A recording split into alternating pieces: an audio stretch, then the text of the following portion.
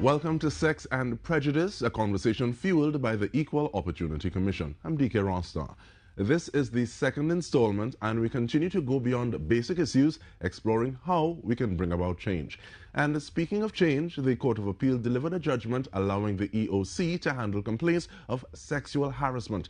And we are going to discuss the judgment and what it means to the EOC and the service they are now able to extend to you. And we're inviting you a bit more in the second installment, so you can submit your questions or comments to TTT's Facebook page and have today's panel respond to them. Now, one panelist who is no doubt highly enthused about the historical judgment is the head of the EOC's legal department, Haran Ramkaran.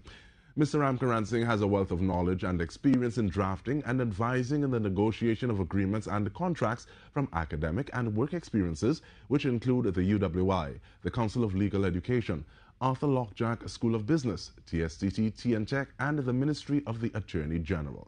Now, we're also looking at the implications from an HR and organizational transformation perspective. And to do so, we have panelists of Chief Shared Services Officer at Answer McGall Group of Companies, Teresa White. Now, Ms. White has extensive experience of strategic human resource management, organizational transformation, and change management. Now, effective March 1, 2021, Ms. White assumed the role of Chief Shared Services Officer. In the 10 years prior to this, she successfully led her own independent regional consulting practice, and her client base spanned the energy, financial, professional services, and telecommunications sector. Joining via Zoom to round out the view from an advocacy and academic standpoint is IGDS lecturer and CAISO Sex and Gender Justice Director, Dr. Angelique V. Nixon. Bahamas born and raised, a Trinidad-based queer writer, artist, scholar, and activist. She is sought after speaker and facilitator on intersecting issues related to social and climate justice, migration, and sexual and LGBTQI+ rights, among others. And Dr. Nixon's current research investigates race, sexuality, migration, and climate crisis at the crossroads of Caribbean freedom, social movements, and decolonial poetics. Welcome to you all panelists. We're looking forward to the discussion. But before we actually get into the details regarding this judgment and what it means, the implications, we actually wanted to get from the ground your version, your definition of what sexual harassment means. So we got some of that information and we share it with you now. Sexual harassment comes in different forms. You can get it in the workplace, on the streets.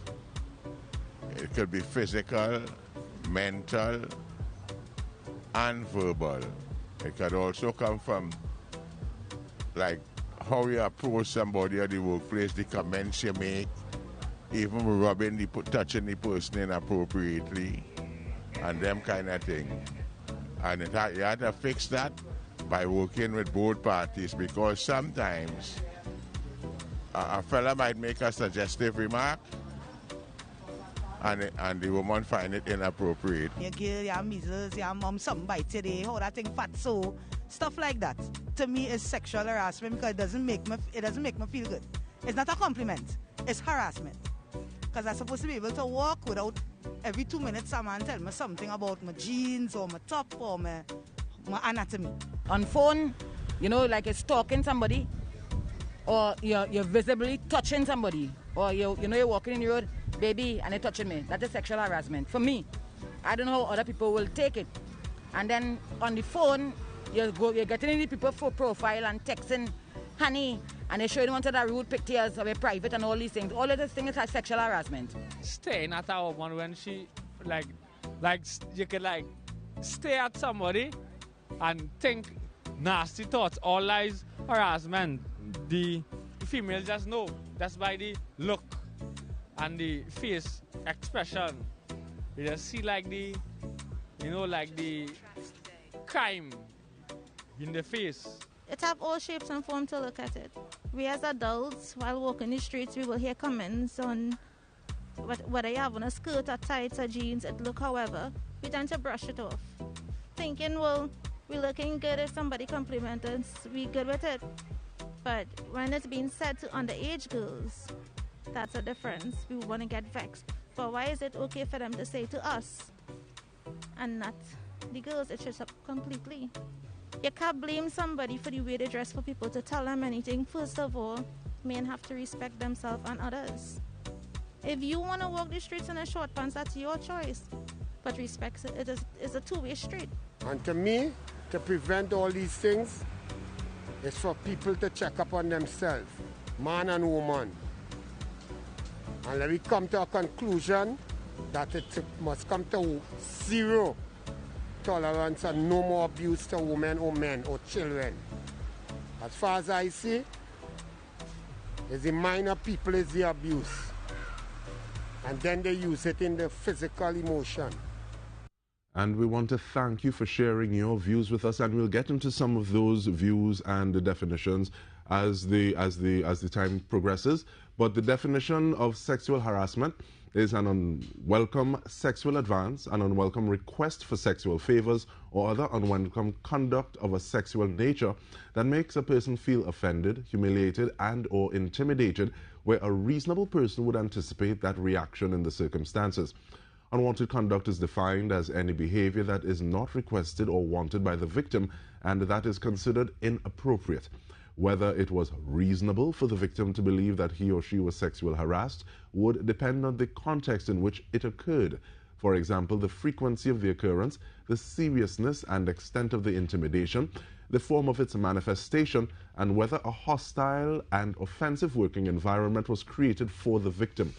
The reasonableness of conduct for a person is therefore determined by considering whether it was reasonable for the victim to believe that he or she was sexually harassed in the context of which the harassment occurred. In other words, sexual harassment is 1. Misuse of sexual behavior, 2. Request for sexual favors, 3. Verbal statement or physical action or gestures that describes a sexual act, 4. Unwanted action of a sexual nature where the victim made it clear that the behavior is unwanted and felt humiliated, offended, and or intimidated by the conduct. And sexual harassment can occur within the physical confines of the workplace or during the course of any work-related duties, whether on-site or off-site. So that was the definition, and we want to dive into the conversation. And I want to start off with you, please, Haran, in terms of the significance of the judgment and your thoughts on what you would have gotten from the Vox Pops thus far. Yes. Well, I'll take the second question first. I think the population, believe it or not, had a very, very wide and correct understanding of sexual harassment. For example, I saw one person talking about, graphical and physical things, and sending rude texts, WhatsApp, SMSs. That is nonverbal. Sexual harassment may be verbal. Sexual harassment could be nonverbal. Somebody said about, somebody staring at you, sending these rude texts. So all of these are different forms of sexual harassment. It manifests in different ways. So I actually do think that the citizens of Trinidad and Tobago really do have a very, very fairly thorough understanding of what it is. So what we got, the judgment really, the Equal Opportunity Commission was created by the Equal Opportunity Act. And that Equal Opportunity Act applies to certain kinds of discrimination, one of which is discrimination on the ground of sex. Now, we have always advocated that sexual harassment in employment is a form of sex-based discrimination, where it is the person, the victim, is suffering a detriment largely because of their gender. In other words, and let me just flip this around. I was now about to say, let's say a male boss is harassing a female person, but the matter that went to court was actually opposite. It was a male worker saying that the female manager was sexually harassing him. In that context, that male worker is suffering a detriment because of his sex from the point of view that the female manager will not similarly harass another female employee that way. His allegations, and I just want to stick a pin and say these are just allegations that have not been proven or tested in a court. But his allegations are that the lady, his female supervisor, told him all sorts of, made sexually suggestive comments to him. Again, and we heard a member of the public talking about that, calling him things like bae and hottie and niceness. When I read this matter, I had to Google what bae means. I didn't even know what it meant.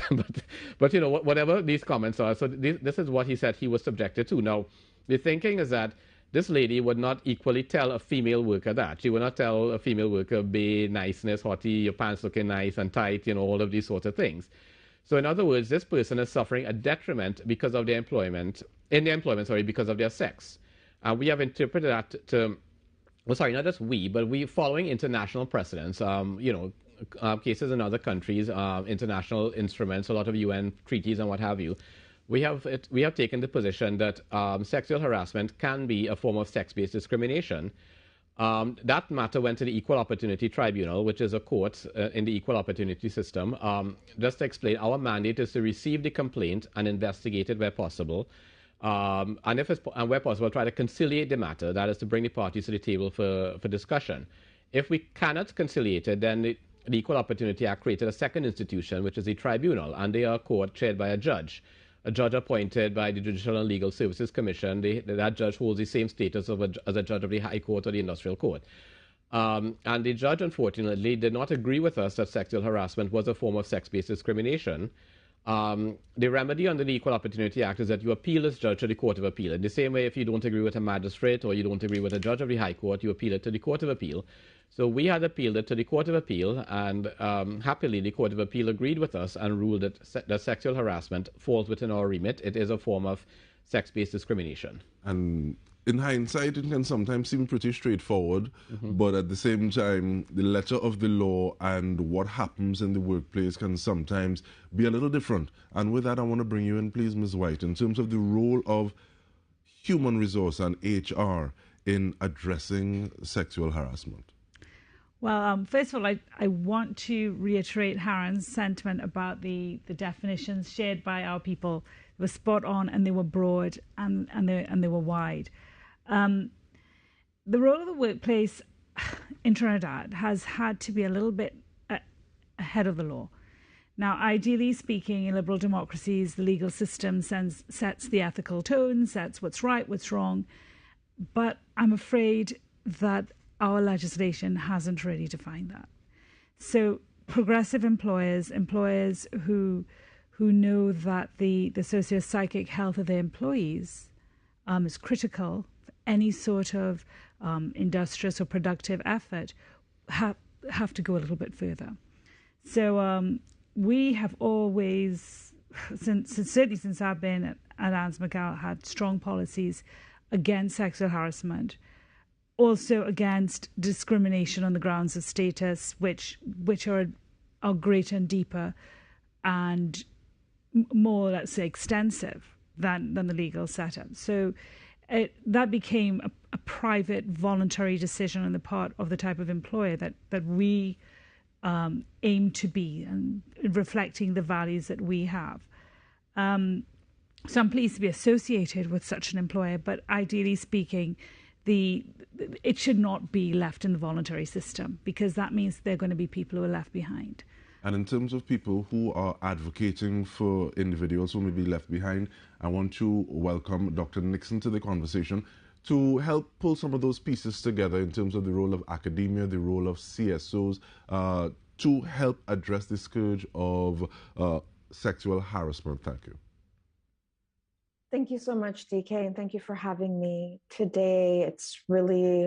This is a really vital and important conversation to be having, and for the Equal Opportunity Commission, who I know has long advocated for sexual harassment policies and sexual harassment legislation, which we, of course, need. From the perspective of education, of course, I think civil society organizations, as well as the Institute for Gender and Development Studies, has long called for clear policies, implementation of policies, and safety for people who experience sexual harassment. And a part of that work has to do with how we talk about sex and sexuality. The work of the Institute has long been rooted in calling for comprehensive sex education, teaching consent. The more that we work with young people, the more we can transform our culture and society and institutions and workplaces and everywhere we exist. That is a part of the work. We have to get at the root causes of sexual harassment, which can be rooted in so many different things. Attitudes about women's bodies in particular in public. We heard that from the people who responded to the call to define what sexual harassment is. We know what it is because so many of us have experienced it. Disproportionately, we know globally and certainly in our region and in Trinidad and Tobago, women experience sexual harassment disproportionately. But this doesn't mean, as in the case that we are discussing today, that other people don't. We also know that LGBTQI plus people and anyone who's transgressing gender norms also experience disproportionate and adverse amounts of sexual harassment. And so this form of sex and gender-based violence and discrimination, we need to be able to talk about what it is, because the cultural acceptance of it allows it to fester, and then it continues and continues. So we need absolutely comprehensive sex education. We need to be teaching and talking about consent openly. We need places for young people to be able to discuss their bodies, and teaching these in schools, helping parents and families to be able to discuss this as well, and having public conversations help us to transform the cultural norms. And I know that there's so many civil society organizations who've been doing this work. Certainly at KAISO Sex and Gender Justice, we're also very interested in creating spaces of safety. We want to be able to express ourselves and be in our bodies and be in healthy relationships in ways that are, affirming. And, for the work in academia and for IGDS, we've produced a lot of material, education material, as well as research that we can build on and share, that help us make the arguments for stronger legislation, for the implementation of legislation and policies. And in terms of speaking about that implementation, that is something that we want to come back to and speak to in just a bit. We're reminding you that you can send your questions, comments, and observations to TTT's Facebook page. We take a short break. We return with more. Stay with us. You are dearer to me than all the stars. So many wish but never reach. When I'm falling and all the world seems dark, you help me find my peace. Oh, shun mi ba fishani. Oh, shun mi ba yeah. Oh, shun mi ba fishani. Arubita. Yeah, yeah, yeah, yeah, yeah, yeah, yeah, yeah, yeah, yeah,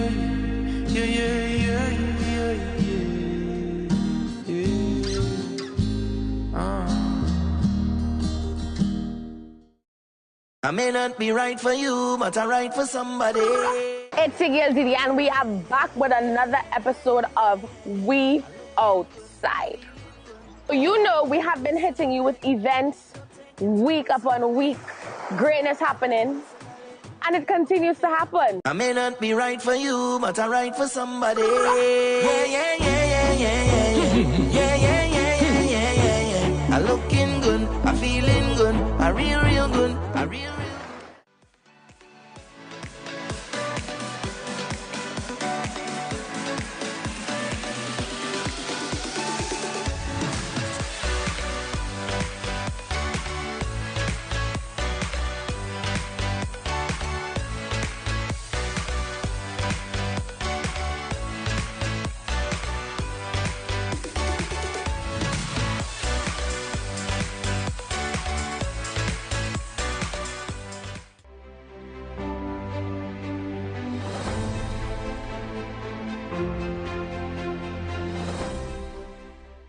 Welcome back. We are talking about sexual harassment, Sex and Prejudice, powered by the Equal Opportunity Commission, and we're doing so today with Haran Ramkaransing, Teresa White, and Dr. Angelique V. Nixon. And Mr. Ramkaransing, I want to get to the implications. What does this judgment mean for persons who may have experienced sexual harassment and want to engage the Equal Opportunities Commission? Well, what it means is that they can lodge a complaint with the Commission because they now have a recourse that they can come to us. That said, we always advise persons that your first line of recourse should be your employer, so that if you were harassed in employment, your first line of complaint really should be to complain to your employer. It is really incumbent upon your employer to have a grievance policy, a mechanism by which people who feel that they've suffered some form of some victimization on the job or some form of detriment on the job, that they should have the ability to complain or at least make a report or something of that sort. And even if people were to come to us, we'd always say, well, did you do that? And please try to do that first. But, you know, as Teresa was saying, there's some employers who don't, or some employers who don't have this policy, and this is where the employer would fall down. It's because an employer might argue, let's just say, you know, an employer might say, well, I don't know what the supervisor is doing to that person. I can't be liable for that. That is happening behind closed doors, and it was never reported to me.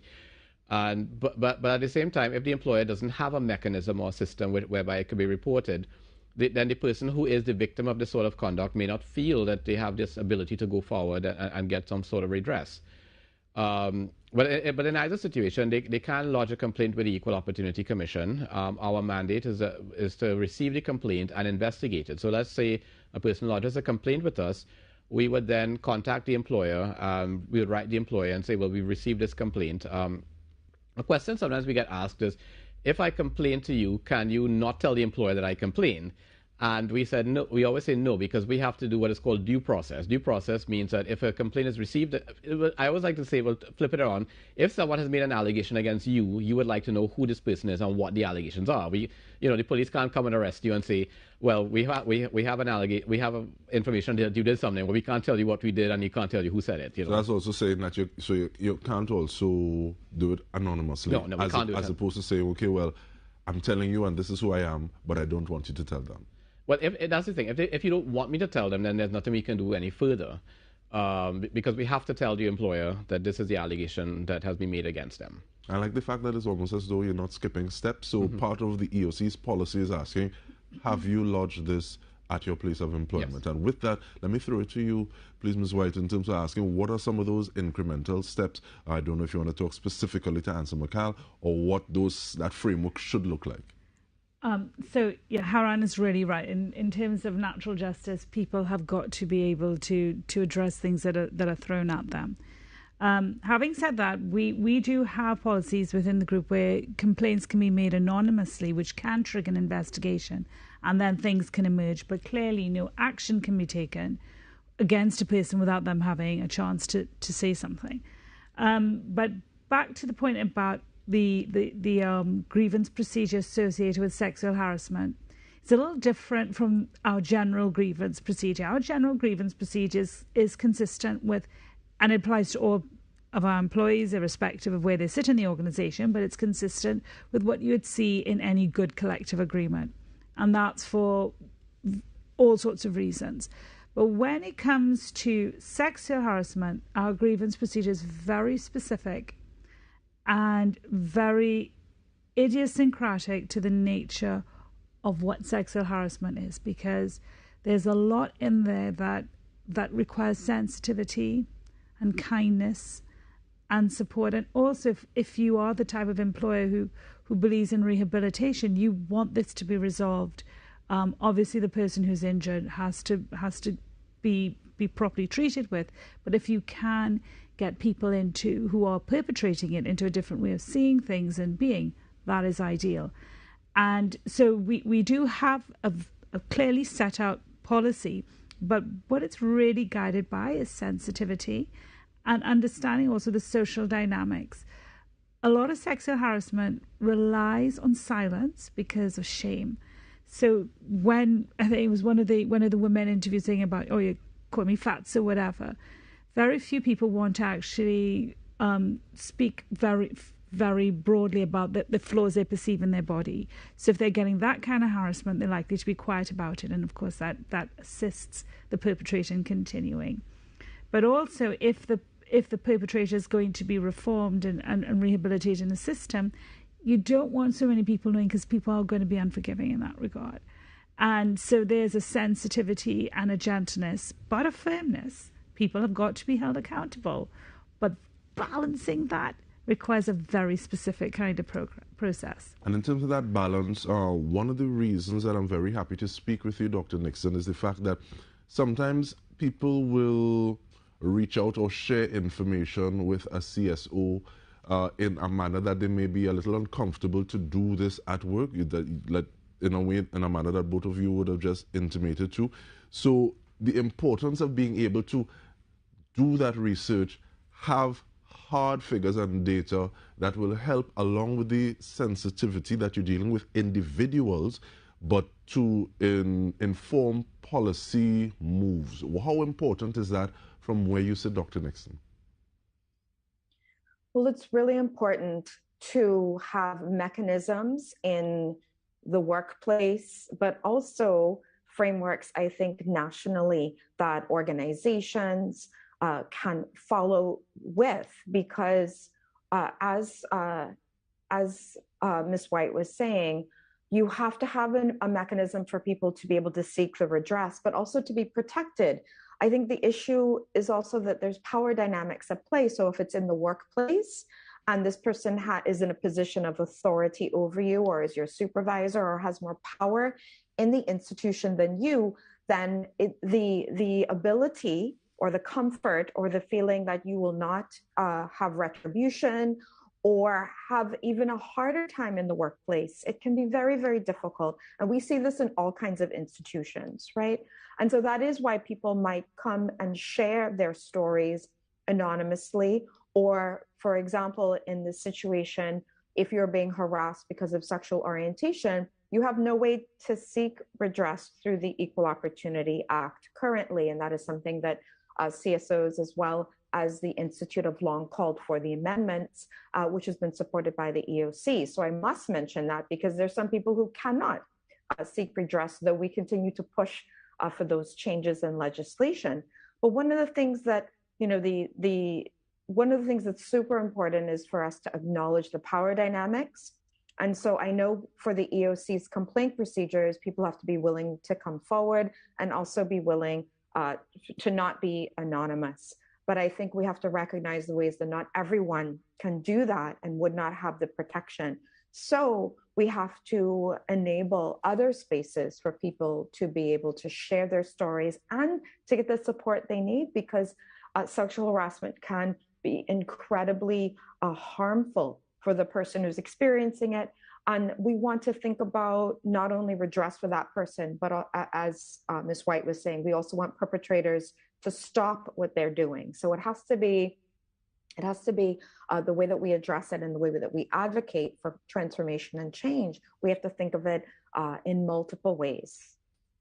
And in terms of thinking of it in multiple ways, this actually reminds me of someone saying that every conversation has a power dynamic with it, even more so where this is something that is so intrinsic and silences the victim because of their situation. And so we take a short break. I want to ask, what are some of those gaps that we can come back to addressing when we return? Stay with us. We come back with more. I can get 2 pounds, please. Dre, you want any? Yeah, sure. What's that? Oh, that's rambutan. It here, yeah? Girl, what you doing? You afraid of a fruit, Dre? Needles. That thing look like a whole ball of needles. So I guess you won't be taking the vaccine then? What? I leave a big hole in my arm? Correct is right. Dre, you afraid of needles? That's why you didn't take the vaccine? But you barely feel anything. It's a serious thing, Carla. Since I was a child. Dre, it takes seconds. And then you have better protection against a deadly virus. Ooh, cassava. So, what about if I went with you to get the vaccine? Well, maybe. Don't worry, I wouldn't tell Lisa I had to hold your hand. I studying you, petty woman, eh? What? Dre! Now self you're going for that job. Vaccinate today, live tomorrow. A message from the Pan American Health Organization, World Health Organization.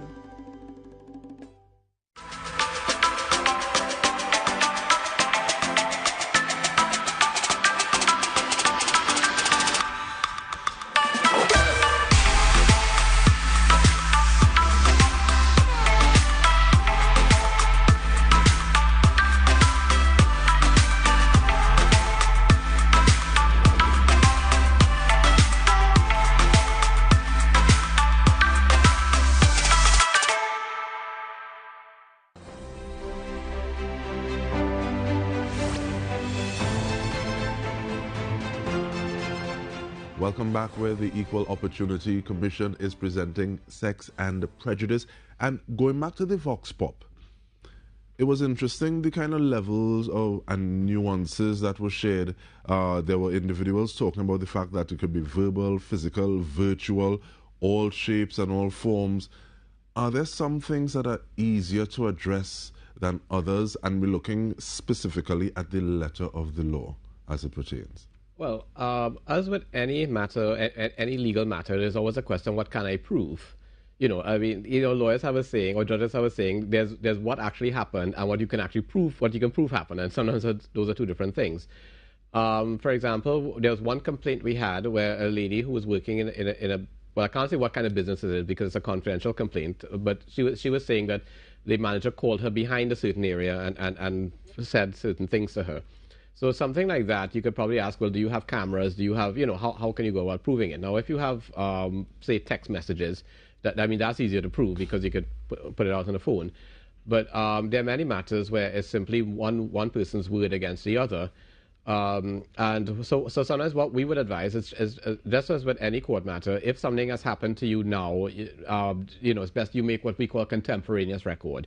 So, for example, you keep notes, you keep an email, you keep a diary, you send it to, you report it to a friend, you report it to somebody.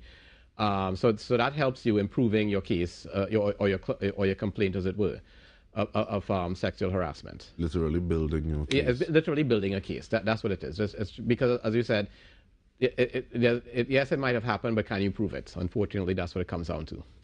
And to the person who says that strategy beats, or culture beats strategy for lunch, eat it for breakfast, it seems as though different generations generally may have a different way of looking at something. So, looking at the fact that there were some things that may have been commonplace, and now we say, okay, well, this is not the way that it's supposed to be. How do you try to bring that into the workplace so that people have the sense that, okay, it may have been allowed then, but it is not something that is allowed now? Excellent question. There are many different touch points. One of the things that we do is that we have a pulse survey that we do with all of our employees twice a year, and it asks basic questions, which allows us to engage our level of to gauge our level of engagement, and then that leads to facilitated conversations where at some point everybody would get to speak in an environment, and then they report. What they say is reported, and what we've done about it comes out. And what that does is, in a very general sense, creates an open environment of an interlocution and between, employers represented by management and employees, and an exchange of ideas. That is the fertile, broad ground, so to speak. But to be able to keep up with things, you need to have a policy framework, and this goes back to basic organizational transformation theory, that is flexible, in tune, and not just flexible but progressive. You want to be values driven, but ahead of what is being told to you as the right way of doing things. So the appeal it's such good news. The appeal, that the recent appeal, except there's bad news in it too, because you talked about proof. So under the Equal Opportunities Act, the way to get your proof is having a comparator. Now, that works and worked in this situation if there are assumptions of binary, so if there's a binary assumption, so female boss, male employee, assumption of heterosexuality, he can then say that this thing that he suffered was because he was a guy and she likes guys. But what happens? And it could even work if the respondent was a woman and then said, well, she's a lesbian, she likes women. You could perhaps even extend the argument that way. But what happens if the perpetrator is bisexual? You then don't have a comparator of a so-called different status.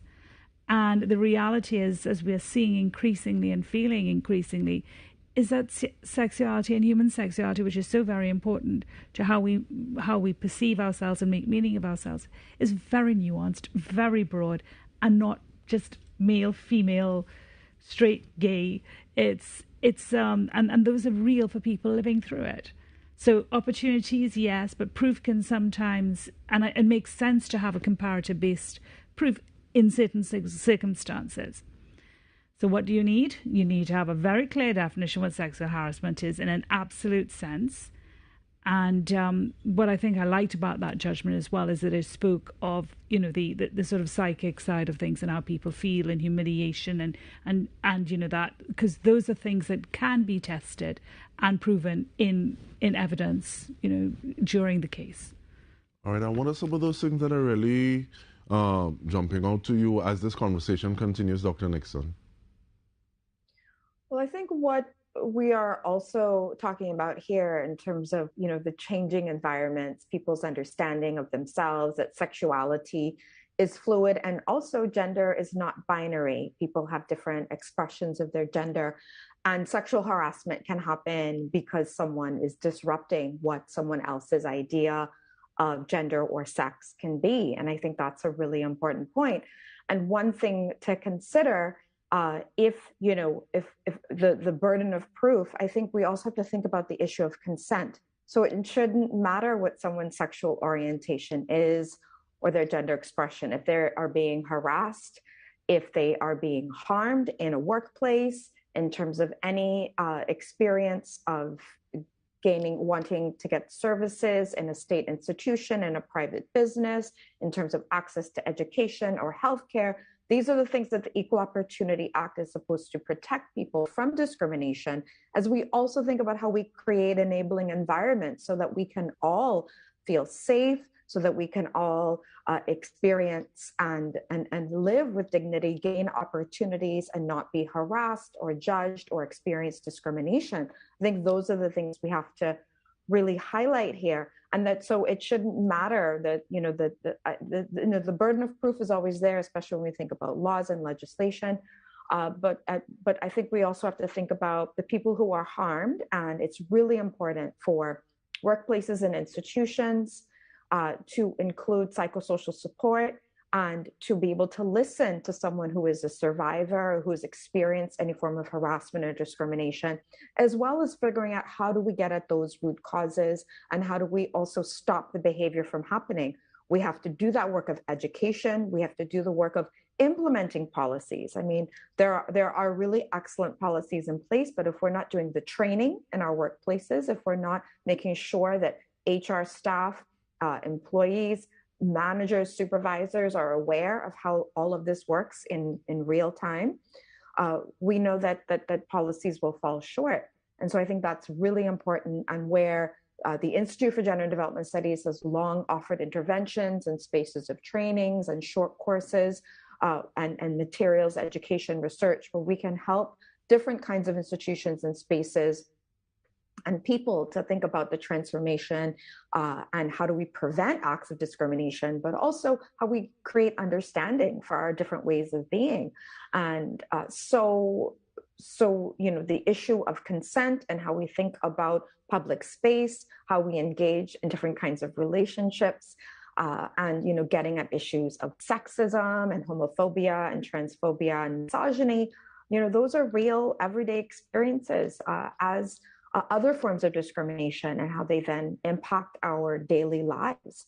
And so I do think it's really important to highlight the ways that we advocate for survivors, the way we also think about transforming and calling out and holding accountable different issues related to power and gendered relations. Thank you so much for that. And it makes me want to ask the question of how do we seek restorative justice when there is still that boss and employee dynamic. But before that question, though, we have a question from you, the public. Can I lodge a complaint at the EOC while I have my matter being addressed at my organization? Yes, you can. As a matter of fact, to lodge a complaint at the EOC, you should ideally do it within 6 months of the alleged act. So sometimes we would advise people, just to make sure your foot is in the door, try and lodge it as soon as you can. Or if it's lodged with us and it's being addressed by the organization, we would always defer to the organizational process. But for example, there's a matter we have now where a lady lodged a complaint about sexual harassment by her superior. The organization did an investigation. They found that it actually happened, and they opted to terminate the individual because they felt that the conduct was so grievous, Because, as Teresa said, termination is not the only option in that case. You could look at perhaps does the perpetrator need counseling, does the perpetrator need guidance and that sort of thing. But they felt that because of the position that he held and the nature of the conduct, they opted for termination. But what they said, so they wrote the lady and said, well, this matter is closed. We have looked at your complaint, we've investigated it, we've terminated it.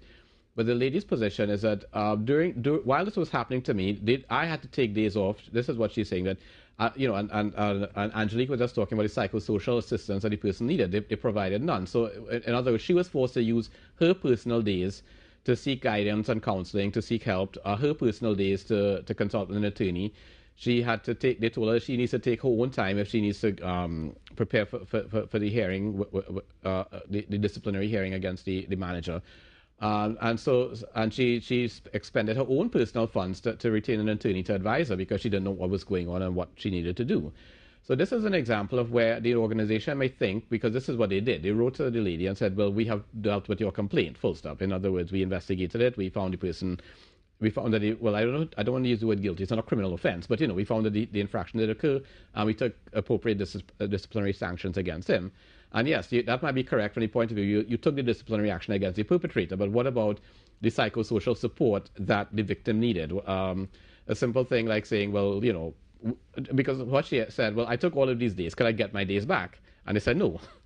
So this is something that that the organization would need to look at, and this is something the organization themselves thought that, as far as they're concerned, they dealt with the matter. But this is something that we would have to proceed with as part of our investigation further on. That yes, we recognize you dealt with it, but what about the psychosocial effects on the victim itself? And thank you so much for that. And I'll have you weigh in on another question when we return from the break, Ms. White. Stay with us. We are speaking to Sexual Harassment, the Equal Opportunity Commission, Sex and Prejudice, the installment number 2. Stay with us. TTT News, delivering more news more often to more people. Follow us on social media at TTT Live Online. Log on to www.ttt.live.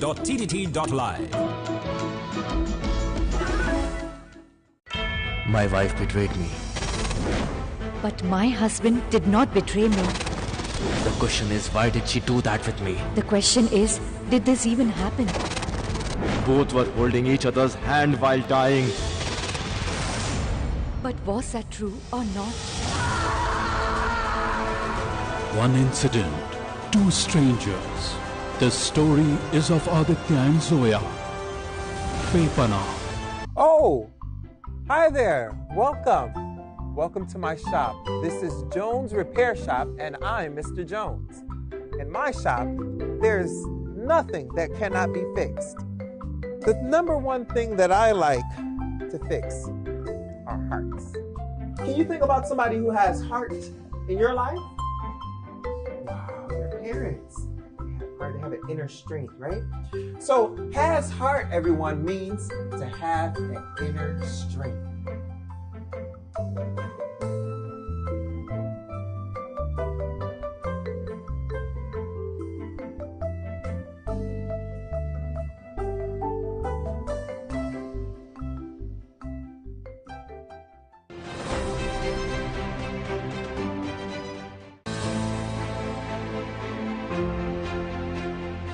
Welcome back. We are discussing Sex and Prejudice, and we have a question.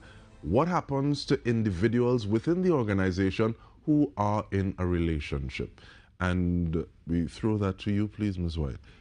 Okay, so I'm assuming that this is a consensual relationship. So these are two adults who have chosen voluntarily to be with each other. That's okay. People fall in love every day, except if it means that there's an unfair advantage or an unfair set of decisions that could emerge out of that. So I have seen instances where the boss is having a relationship with one of their team members, and that team member gets advantages, and that's not fair. That's not on. So these things happen, and you can actually. We're lucky in the group in that it's a big enough group where people can move into different places.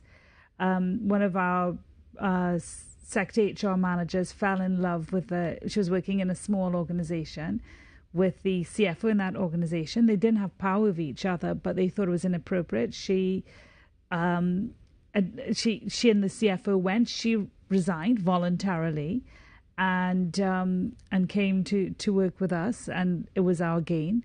But she handled that, very well. I mean, transparency is there. There's just something though on consent that I think we have to be careful about. Sometimes people say yes, but back to that point about power relations, the yes is not a resounding yes. And I've been following it in terms of the entertainment industry. So, you're looking at things like in Hollywood and in the UK and in some of the Antipodean countries where you have intimacy coaches now who are there on set if they're sex scenes and doing a really good job, from what I understand. But there have been cases in history. I mean, the infamous butter scene in Last Tango in Paris, the actress was barely an adult, and it was decided between the director and her male co-star, and she showed up and she made a decision to partake in that scene, even though nothing really actually happened in real life, but it was acted out, and she suffered damage from that throughout her whole life. And it's a very jarring scene, it's a very jarring story, but she consented. She did consent, but the power relations and the whole context within which that consent was given made that consent not really a true, honest consent. Yeah, how much of my yes is because I don't think that I can say no. Empowered enough to say no? Yeah, and then you had the two men ganging up on her, and she was young, and they were pretty much past it. All right, and with that, I want to ask the question, what happens if I want this sexual harassment to stop, but I don't want to make a formal complaint? Have you had to deal with that, Dr. Nixon? As in someone reporting this to one of the groups that you would associate with? Yes, well, I'll speak to my work as an educator first with IGDS. I mean, students share stories. We've also had people come to us as IGDS for support and help. And of course, we do what we can to ensure that those who are experiencing any harassment, especially if they don't want to tell anyone, we have to support the survivor, and we have to be guided by them and give them the support they need. I think that is the number one thing. We have to recognize the impacts of harassment on someone's ability to show up to work, someone's ability to just even be day-to-day living. It can, and we can't judge how that is going to impact someone. It can be very different. And we also have to recognize the ways that some people's experiences and their identity, it might be complicated. They're experiencing the harassment on multiple forms. Maybe it's because of ability, maybe it's because of race and gender, or race and sexuality, or sexual orientation and gender identity. And these things can also be really complicated. So I think first and foremost, what I've done in situations is to just ensure the person is getting the support and help, and to reach out to other organizations who have psychosocial support, who have counselors available, who have therapists who can do that work confidentially. At CAISO, in my position as director and the work that we do, we have a program called Wholeness and Justice, where we offer services, psychosocial support, as well as legal services and community support for members of the LGBTQI+ communities. And a part of that is because there are no legal protections for people on the basis of sexual orientation or gender identity. And so we do have cases where people have experienced being fired from work or being harassed in the workplace and not being able to lodge a complaint, or being fearful of retribution, being fearful of being fired, so not saying anything. And so we have a number of different situations, people being denied access to healthcare. Trans people experience that far too often, and there are no avenues for redress. And so we do our best through Wholeness and Justice to offer support for clients, and that has to be done confidentially. And it has to be done in a way that we are prioritizing care and an ethical duty of care for people who come to us and ask for support. We often also support people through a variety of different experiences. And if we have to refer people, we have a system through organizations like Coalition Against Domestic Violence, FPAT, Living Water, and other organizations who offer different kinds of support. And so that is really important in terms of the civil society organizations and response to issues of gender-based violence, of which, of course, sexual harassment is a form of gender-based violence. And I will say also that, at the Institute, our work, whenever we're working with these issues, the sensitivity, the issue of confidentiality is, of course, of the utmost importance as we take those lessons and create frameworks, create educational opportunities and training to help support people in prevention. Because, of course, we have to work towards prevention and educating and sensitizing all of our different spaces so that we can get rid of sexual harassment. That is the goal. We want to prevent, we want to stop it, and we want to ensure that anyone who's experienced sexual harassment is able to get the redress and support that they need. And definitely we would not be able to come to all the conclusions and solutions during this finite period of time, but we take a short break. When we return, we have closing arguments. Stay with us.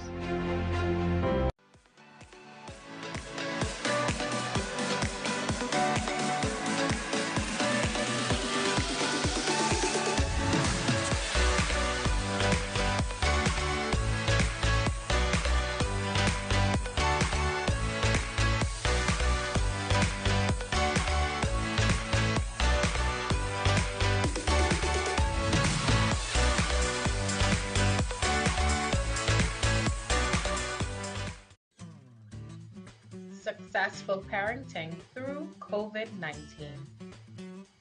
Being at home with your child for a long time can feel stressful, especially when they misbehave. Children can also feel stressed as their routines have changed. Manage negative behavior through creating schedules, planning indoor activities and outdoor activities, giving responsibilities, and rewarding good behavior. All children can be mischievous. You can discipline without yelling or physically harming by giving timeouts, taking away privileges, and even giving chores. If you need to, take a break. Listen to your children's feelings and be supportive. Avoid alcohol, tobacco, and risky sexual behavior. This message is brought to you by these partners.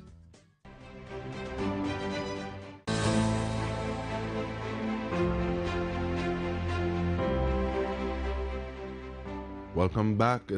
Closing statements time, and we start with you, please, Ms. White.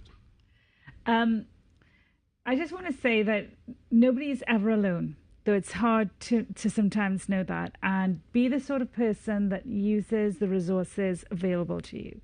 So I'm looking over at Angelique when we were at Anse McCall doing our policies to support our people against gender-based violence. I got a lot of support from the Institute. So there's that. When we have people who are concerned about things, we have an excellent EAP provider in Families in Action. I cannot sing their praises enough. But that other person could be your work colleague.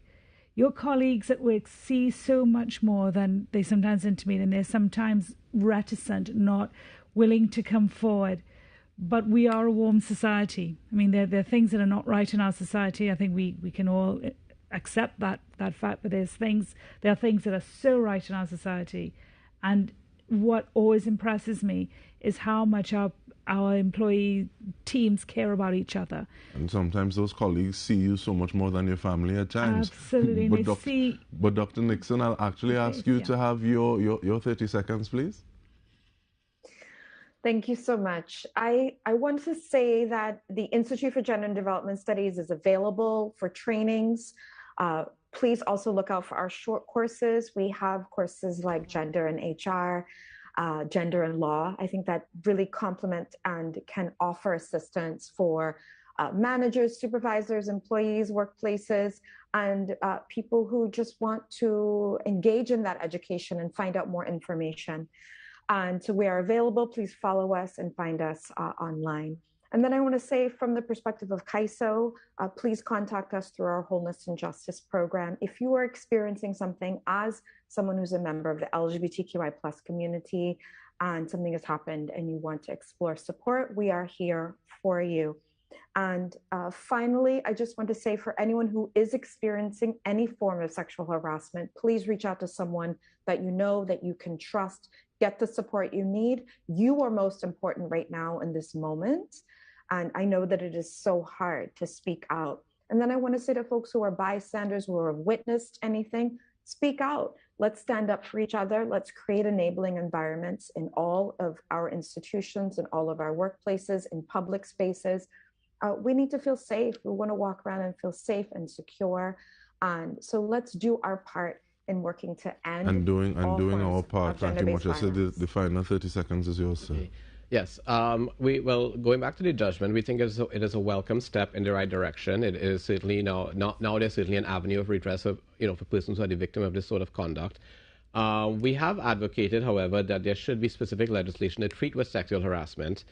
One of the benefits of that legislation, it would be that sexual harassment would be actionable in and of itself. As I explained, in order to lodge a complaint with us, you have to pigeonhole it or fit it within sex discrimination. And Teresa did hit the nail on the head that if for example, you have a bisexual manager who's harassing both male and female persons, then you may not be able to say, well, I'm being discriminated because of my sex. So that's one of the defects of our system. I don't want to say the defect, but it is a reality. Definitely something to work on. So a step in the right direction, but more to go. Yes. And we want to thank our panelists, and we also want to thank you for being part of this discussion. Sex and Prejudice, put on by the Equal Opportunities Commission. I'm DK Ronstar. Thank you so much for tuning in.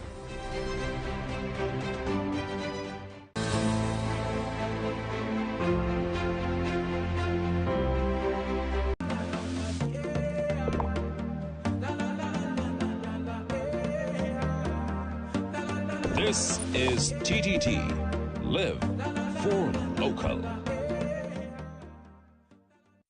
Positivity to me is a way of life. It's a way of being. I like words. Tactical. If I had